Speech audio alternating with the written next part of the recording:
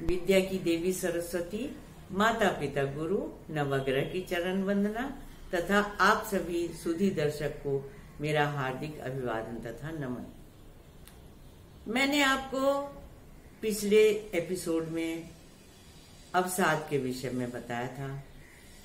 कुछ योग मैंने आपको बताए थे अवसाद अर्थात डिप्रेशन के, कि कैसे डिप्रेशन हो जाता है, कैसे व्यक्ति अपने ऊपर में कंट्रोल नहीं कर पाता और डिप्रेशन के गर्त में गिरता चला जाता है।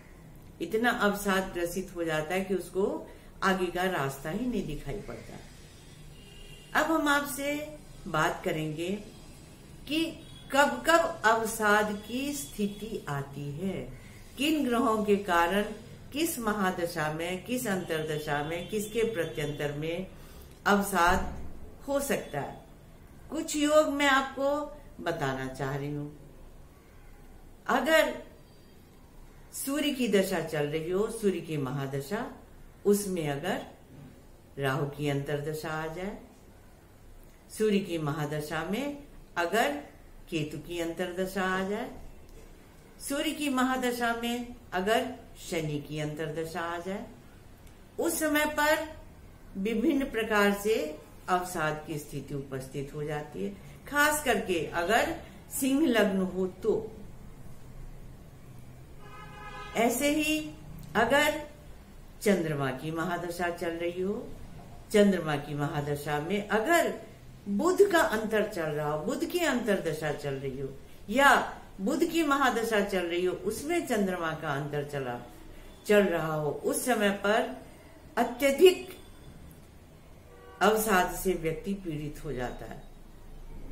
इसके साथ ही चंद्रमा में अगर शनि की अंतरदशा चल रही हो, चंद्रमा में अगर राहु की अंतरदशा चल रही हो, चंद्रमा में अगर केतु की अंतरदशा चल रही हो, साथ ही केतु में अगर चंद्रमा, केतु में अर्थात केतु की महादशा में चंद्रमा की अंतरदशा चल रही हो, शनि की महादशा में चंद्रमा की अंतरदशा चल रही हो, राहु की महादशा में चंद्रमा की अंतरदशा चल रही हो, उस समय भी अवसाद से गिरने के बहुत प्रबल योग होते हैं।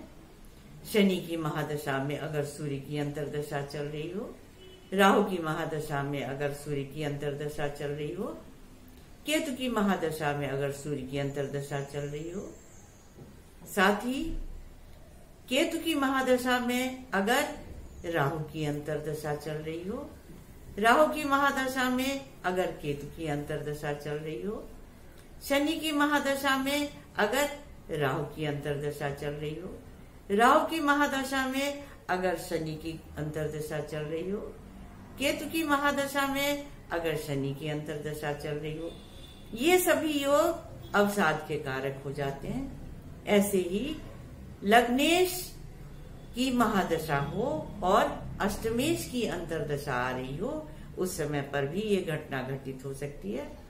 पंचमेश की महादशा में द्वादशेश की अंतरदशा हो, पंचमेश की महादशा में षष्ठेश की अंतरदशा हो, पंचमेश की महादशा में अगर अष्टमेश की अंतरदशा हो, पंचमेश की महादशा में अगर द्वादशेश की अंतरदशा चल रही हो, ये सभी जब दशाएं चलती हैं, आपको तो पता ही है कि दशाएं जो है वो हमारे जीवन के प्रगति की निशानी होती है। जैसे जैसे आदमी बढ़ता जाता है वैसे वैसे ग्रह की दशाएं उसके ऊपर में प्रभाव डालती हैं। जिस जिस भाव की भी जो ग्रह होते हैं उनकी जो दशाएं चलती हैं उसके साथ ही इसका निर्णय होता है।